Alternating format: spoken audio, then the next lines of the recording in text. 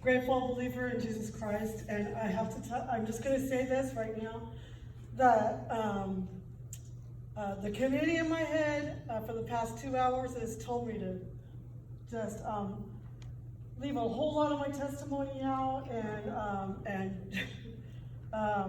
that, anyways, I'm just saying.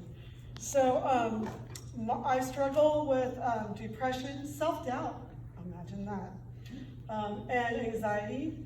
I have 25 years in recovery from alcohol and methamphetamines. And I tell you, the longer I'm in Celebrate Recovery, the more issues I feel like I figure out I have. Apparently I was in denial. So I never really like the taste. I'm gonna just keep my eyes down here because if I look at you guys, I'll panic and I'll run out the door. But anyways,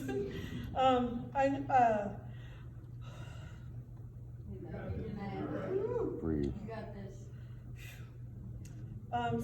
Like I said, I have 25 years from alcohol and methamphetamines. Can you hear me? Yeah. Thank God. I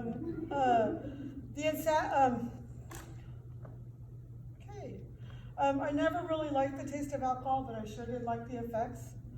The insanity of my life before recovery, I lived on Colorado Boulevard in Pasadena for 3.5 years. My last job was a karaoke bird on Colorado Boulevard, and I got fired from that job because I couldn't keep it together. By the time I got to treatment, I was 98 pounds, pushing a shopping cart, sleeping on a bus bench. My bus bench was on the corner of Rosemead and Foothill with the 76 station right next to it. I remember getting kicked out of the bathroom there because I spent too long in there, apparently. I had orange hair, royal blue spandex, and white cowboy boots, and I thought I was just, you know, I was just quite the looker.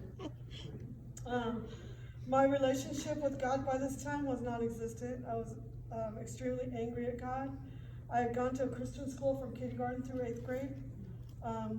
My parents sent me to church, I think it was Wednesdays and Sundays, twice on Sundays, and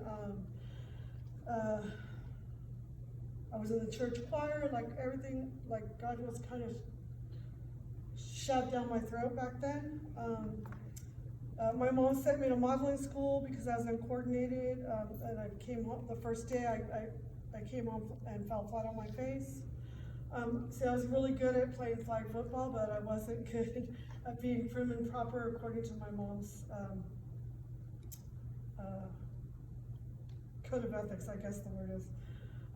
My mom would dress me in frilly dresses, patent leather shoes, Shirley Temple curls in my hair, and I was absolutely miserable and felt like I was never enough or good enough. And to this day, still feel that way a lot of times. I get smacked in the head or smacked somewhere, stand up straight, why are your clothes wrinkled, why are they dirty, don't look at me like, I mean, just all kinds of like negative stuff.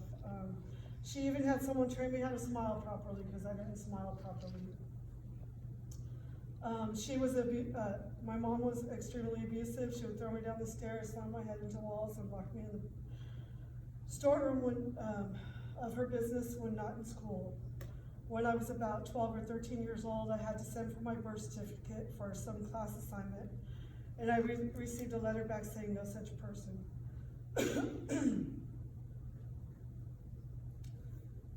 I asked my mom, and she told me don't worry about it, mind my own business, and then proceeded to bash my head with her purse for even questioning.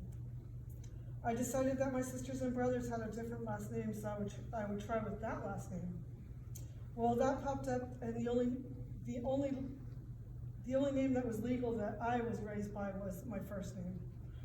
I started running away from home, angry that everything that I had ever known and everything that I was ever taught, even the fact that I would get my butt royally whooped for lying, everything was a lie. Everything was a lie.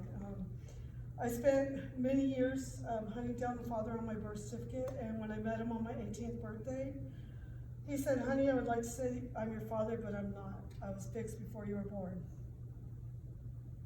I know today that I was the only child from the man that was not on my birth certificate and my mom.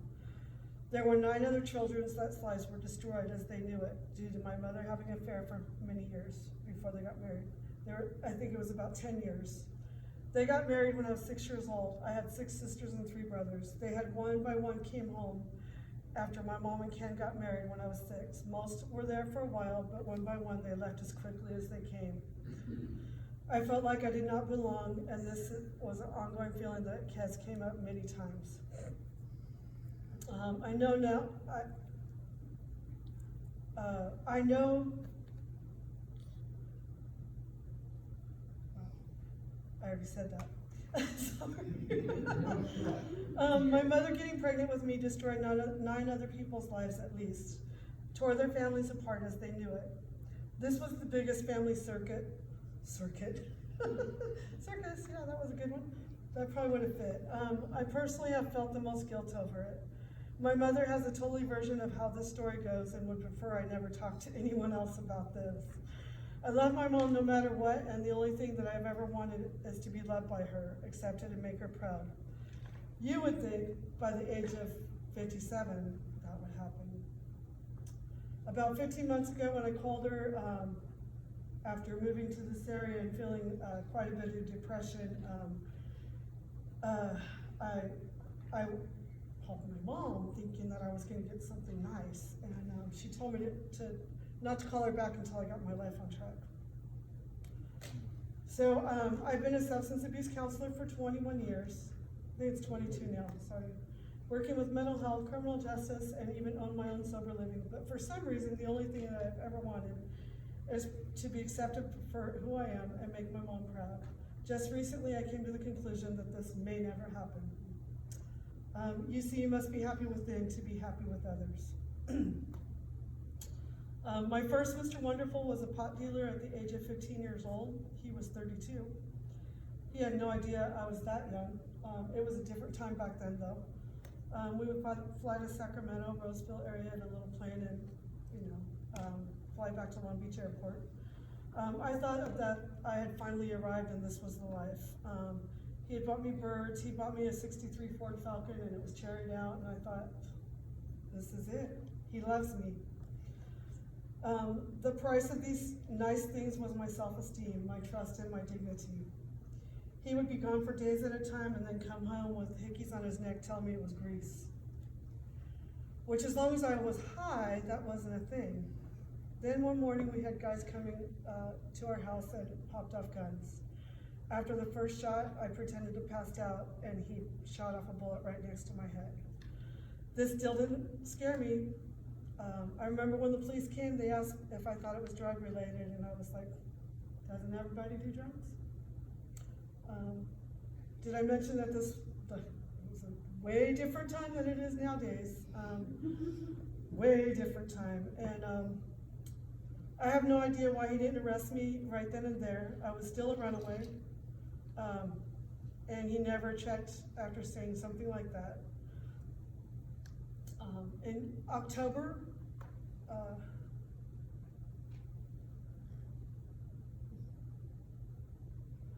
on October 9th, I had a pregnancy that my baby died.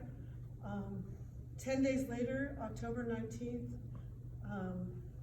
1990, my boyfriend got killed. And shortly after that, I found my roommate dead. And shortly after that, my dad passed away. You know, it's funny when you're out there in that world, the first one's always free. And no matter what or death was involved, the first one was free. And when I was told that my dad that raised me died, my connection, his name was Easy. He told me that everyone that got close to me died. Well, for some reason, after a while, people didn't want me around, and you know, I started out a bartender and ended up a barfly, and so after a while, people didn't want me around. Maybe because I'd stopped taking care of myself, or because I was no longer a person that could be trusted in their house or around the house. I even had some people that I let stay in my house, and by the time they left, they wanted to kill me. I remember thinking, how dare them after all I've done for them.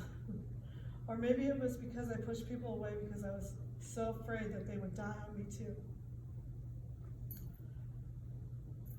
By the time that August 30th, 1995 came, I had 3 DUIs and 1 breaking and entering.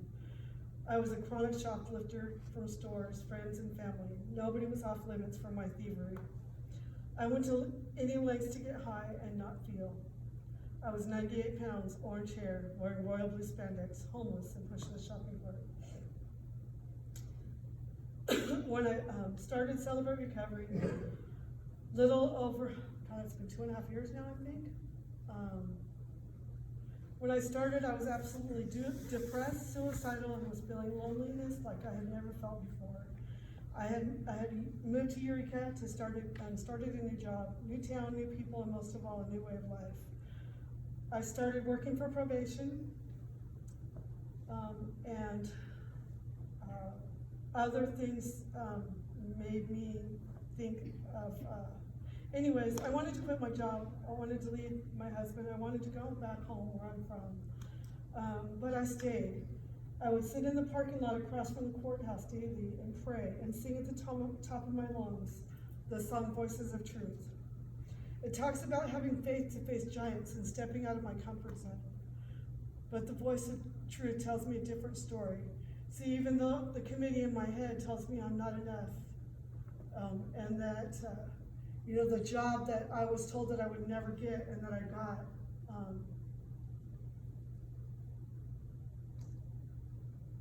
I struggled with believing that I deserved. And every day I have fought a good fight every day that I've been there, trying to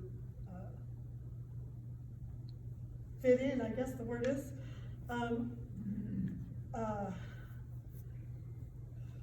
I needed to have those giants that told me that I would never win.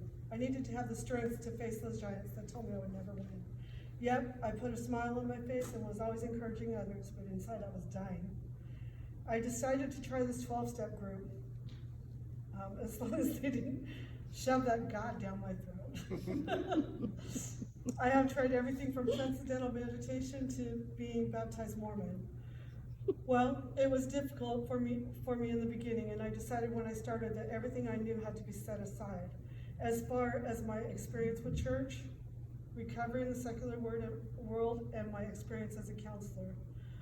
I was really reluctant because they have you sign this commitment form when you come into that group, and I was like, you're not messing with me on that one. Because I just knew they were trying to set me up for something, even with at the time I think I had 23 years. Then there was this one lady that always needed a ride home, and dang it, now I really have to go. Otherwise she won't get home safely. Well, she probably would have, but because I'm all right with being there for others, I had to go. That God, he has a sense of humor. Little by little, I kept showing up. My thinking has changed. The way that I respond to things seems weird. Things that used to bother me stopped being a big deal. Last year, I attended the leadership class and testimony class. My goal at the time was being able to help ministry at the jail. However, since there's a little bit of a conflict there, because I work there, I cannot do that. However, during this pandemic, no Celebrate Recovery groups were happening, or any 12-step groups were happening in the jail. And as of 8/10/2020, Celebrate Recovery AA and NA have speakers downloaded to the tablets that inmates can use while in custody. Woo! So my thinking of the ministry that I wanted to do didn't work, but I figured God figured it out, or something. Someone did. Most of the time, I still don't think that I have anything that I could say or do to help others, but I keep sitting up and being a vessel and being an example of God's love.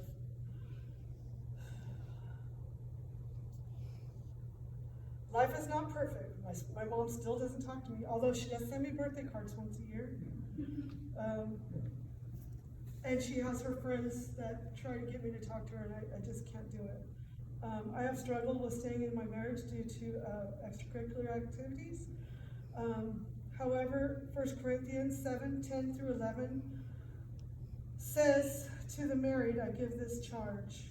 The wife should not separate from her husband, but if she does, she should remain unmarried or else be reconciled to her husband, and the husband should not divorce his wife. So I have come to understand that if I keep my eyes on Jesus and if I keep showing up, God will work on his heart too. But one thing is certain, I'm not alone, and as long as I show up, more will be revealed of God's plans for me.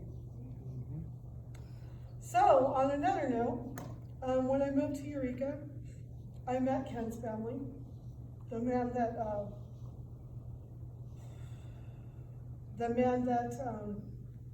I wasn't on my birth certificate. I met his family since I moved here. I met them, and I have all the features, especially the girl cousins. I no longer believe that I came to this area by accident, and I don't think I don't belong here. I now believe more than ever that this was planned way before I was born, and that everything I have gone through in life, it was for the good of others. Every one of these horrible, traumatic experiences in life I get to use to help others heal. Thank you.